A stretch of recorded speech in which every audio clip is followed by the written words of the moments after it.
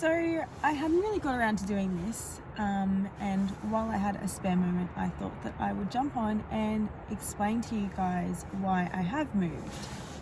So a lot of my clients have known for many years that I purchased an apartment off the plan about 2.5 years ago, and they would have heard me talking about it for years. I put a 10% deposit down on this apartment when I was 23, and which was $62,000. Now, the reason I put my deposit down at a young age was because I needed something to work towards. I needed a goal. I needed, I guess, a purpose in myself, and I wanted a home. I wanted stability. From when I was 18 and when my parents split up, I had moved out and I was always continuously renting. So, for the last 8 years, I have moved 9 times. So I just couldn't wait to finally one day have a place to call my home, because, moving 8 times, you're not settled. You don't have a home. So, that was always my goal. That was always what I was working towards, and it was going to be mine. I wanted to buy a place that was mine, that no one could ever take from me, and, I'd have a home. So, before COVID happened, about January this year, we were going for the loan. Now, settlement was about March, and I did have a broker who was not very great. And, I left the ball in his court, and, it wasn't really my area. I just put all my trust in him, as you would.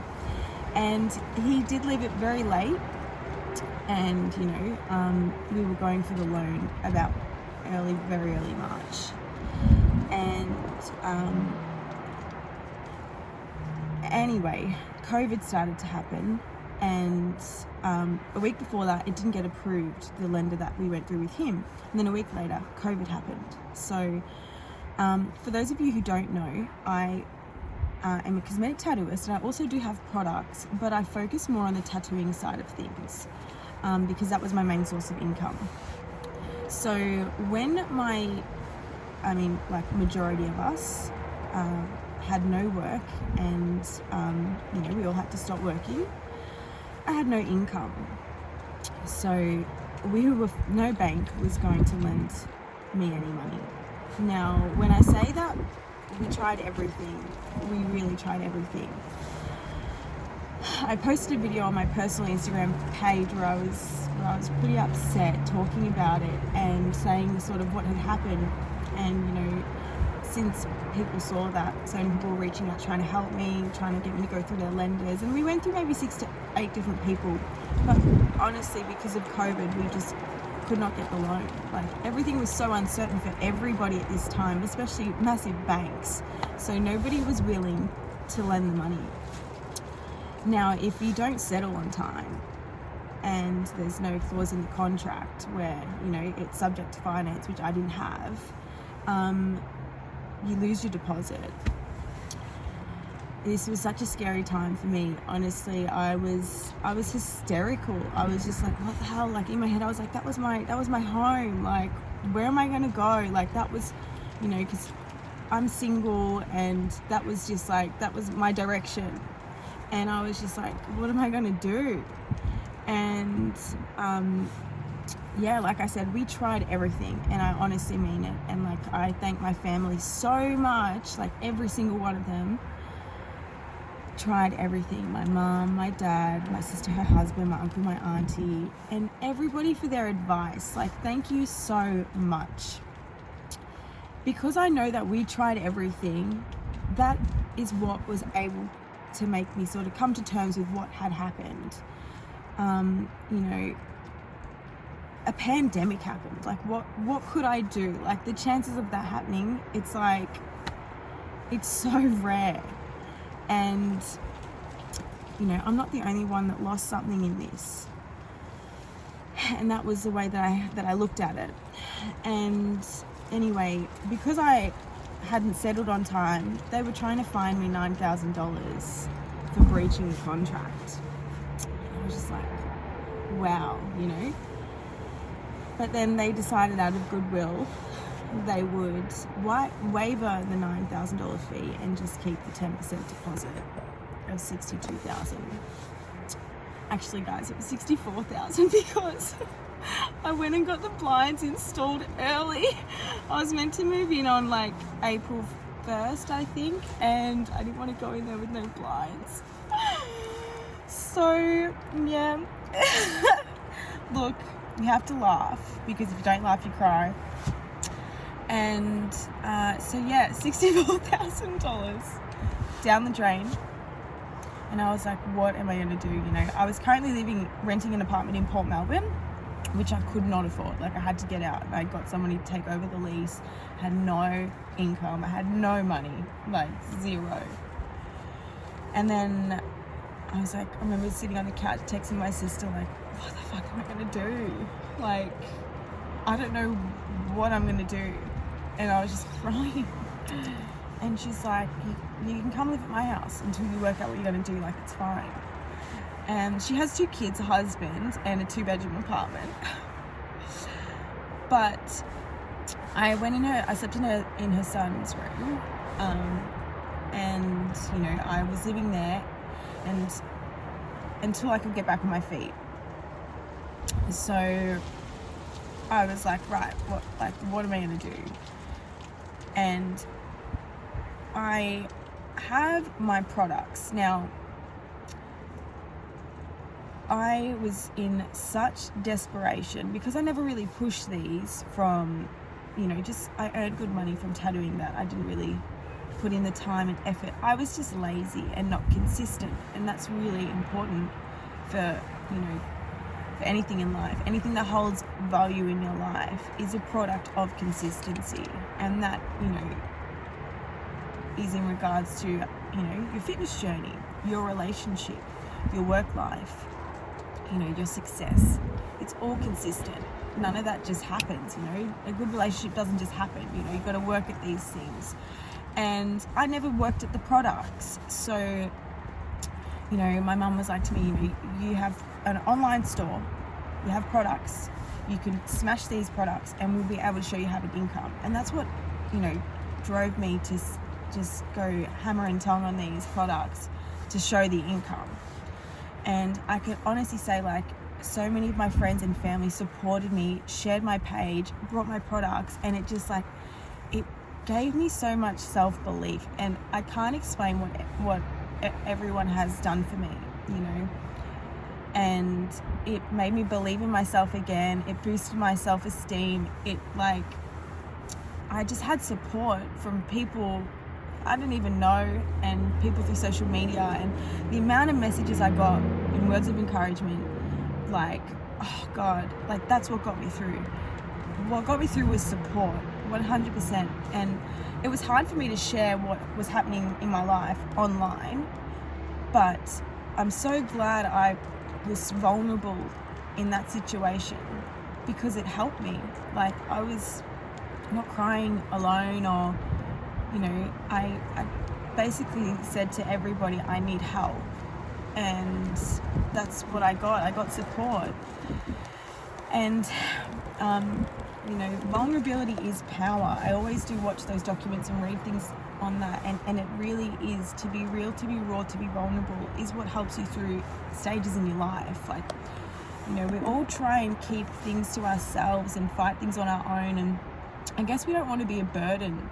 And sometimes I don't want people to think like I need pity, or like, you know, feel sorry for me, you know. But that's, I guess, if you're not going about it that way, it doesn't come across that way. So, you know, I was at my sister's, and, you know, I planned to be there maybe for like 1 to 2 months. I wasn't really sure. I had no money, and I was just pushing my products, you know, and I was trying to save money to get my first month's rent and my bond for my next place.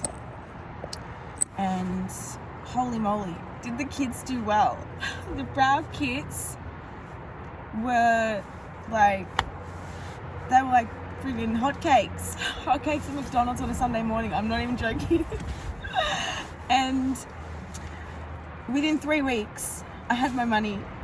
And I was like, all right, guys, I'm out. As much as I love living at my sister's, you know, like when I moved there, I wasn't like, oh my God, I've hit rock bottom, which we laughed about because I did.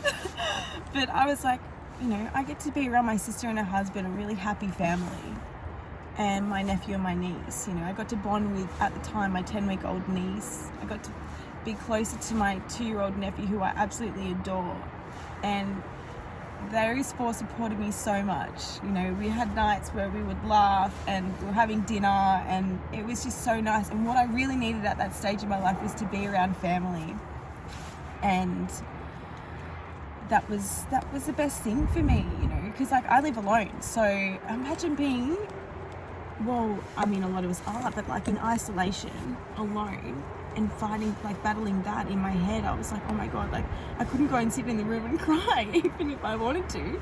So it was really good. Like that was so many positives came out of that. And, you know, I obviously didn't have to pay for food or anything like that. So I had no stresses, no financial burden. And I was just focusing on the products. I'm in the room doing, you know, brow tutorials while my son's running around in the background. My sister's in the kitchen doing brow tutorials. Like, we were just making do with what we had. And yeah, I just beat my horn. And yeah, it just, everything was looking up for me. And that was the mindset that I had to have. Like, I believe that everything that's happened in my life has meant to happen the way that it's happened. And I've always had that mindset. You know, everything has shaped me into the person that I am today. And without that experience, you know, how do you become better? How do you know what's better? How do you work out who you want to be? And I was like, you know, that's not my path. I'm not meant to be here in Port Melbourne. And, you know, I'm meant to, like, what that apartment meant to me was, like I said, to have a home, you know. And then I was just like, what have I really lost here? Because everything that actually matters to me is still here. And that's my family. And what, I lost a house, I'll go make another one. I'll go make a home somewhere else. And that's what got me through. And I was just like, did I really want to live another year in an apartment alone? Like, I have moved out to Point Cook in a townhouse, and after living, you know, 3 years in a 1-bedroom apartment, and I can honestly say, oh my God, it is the happiest I have ever been. Like, I am so happy.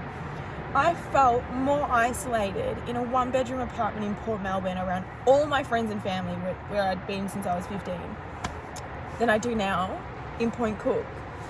And like, oh my God, I can't tell you what it's like having, it's a double-story townhouse, like I'm renting it. It's also cheaper to rent a double-story townhouse than it is for a 1-bedroom in Port Melbourne, by the way.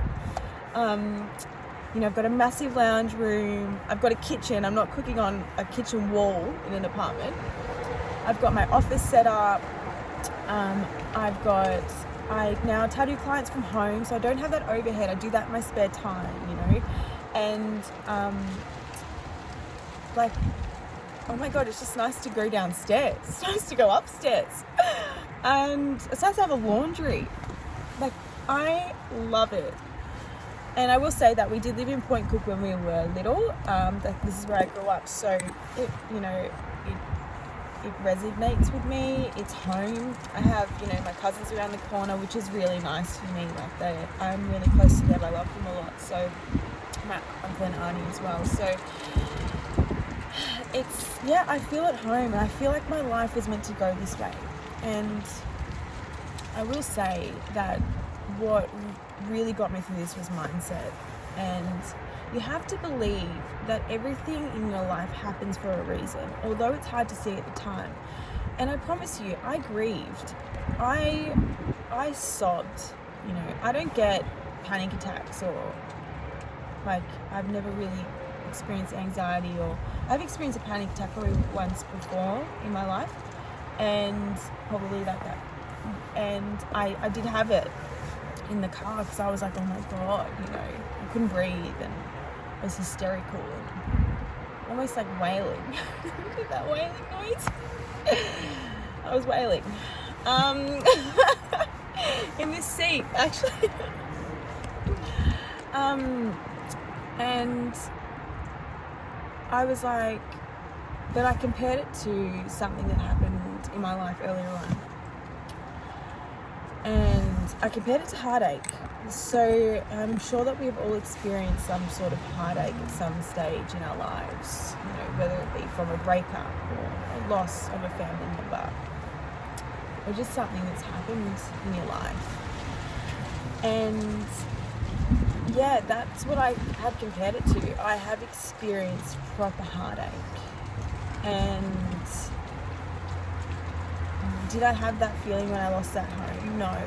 I cried. Yeah, hysterical. It was hysterical. But that's what made me realize it's just money. Money does not buy happiness. And that is what I really, really learned from that.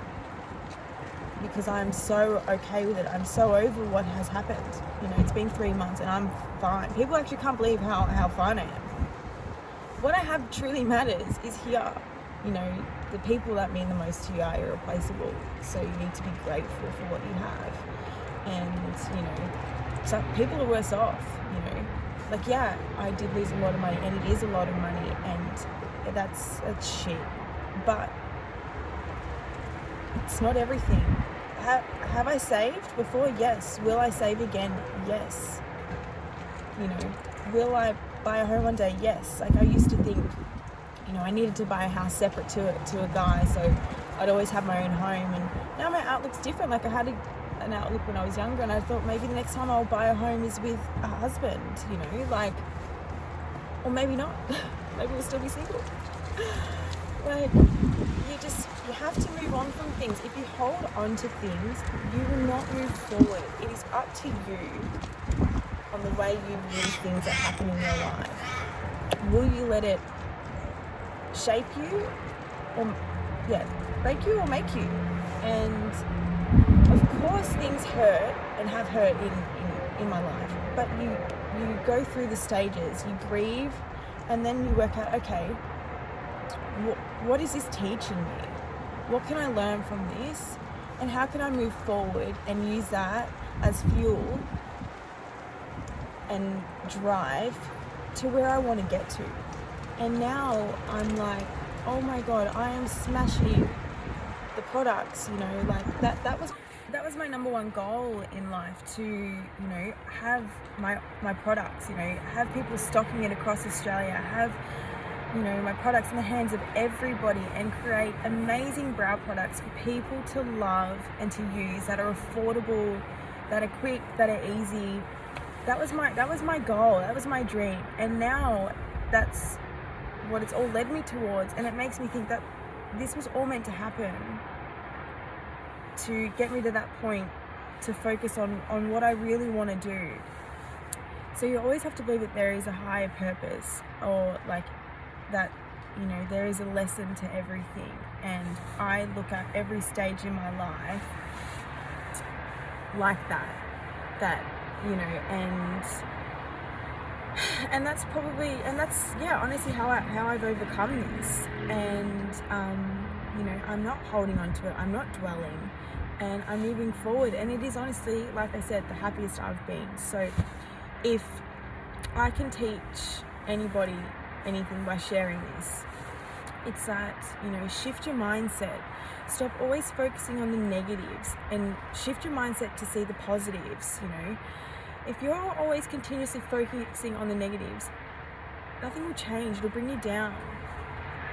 What am I going to do? Cry myself to sleep for the next, I would be for the next 50 years if I didn't get over this. I have to move on and, believe that there's something better in store for me. And now I look back and I can really see that, wow, look how much my life has changed for the better in 3 months. So for anything in life and anything that's hard that you have experienced or that you are experiencing, your mindset is so important. What is this teaching me? What can I learn? What is it making me, feel? Like, it's so important to assess, what you can learn and how you can move forward. So, and like I said, that's for anything. It's for your work life, it's for relationships, it's for a loss of something or someone. Your mindset is so powerful, and you are in control of your thoughts. You are the driver behind the wheel. It's up to you to keep going. It's up to you to move forward, and it's up to you to decide if you truly want to be happy. And if you're not, work out what's making you unhappy. Get rid of it. So, yes, to summarize, I'm okay, I'm happy, and I'm moving forward. And, one day I will own a home. So I hope everyone has a really lovely day. I thought I'd just show you my townhouse really quickly. Woohoo! Anyway, guys, thank you for everyone for your support, sharing my page, and just being really kind. It's been really nice, and oh my god, I'm gonna get teary thinking about that, not the house, but that's what's really gotten me through. So I'm so thankful. So thank you.